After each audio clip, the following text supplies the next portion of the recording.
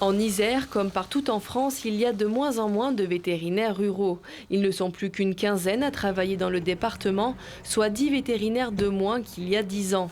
Benjamin Dubail s'est installé ici à Chabon en 2019. Il exerce une activité mixte entre vaches, chevaux, cochons et animaux de compagnie.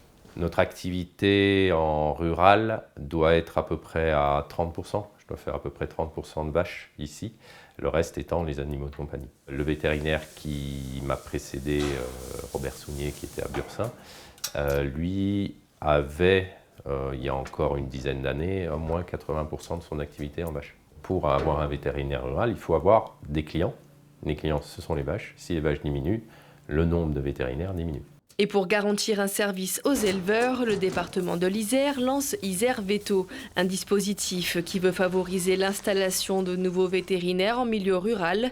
L'objectif, garantir une surveillance sanitaire du territoire en maintenant un maillage suffisant. Quand vous avez une zone géographique avec beaucoup de vaches au mètre carré, c'est beaucoup plus facile de travailler que lorsque les vaches sont espacées. Moi ici, étant seul, eh ben, si j'ai un client qui m'appelle d'un côté de la clientèle et un autre après qui a une urgence de l'autre côté, je dois faire 50 km pour relier les deux points. Et quand c'est une urgence, on est un peu stressé dans la voiture, quoi.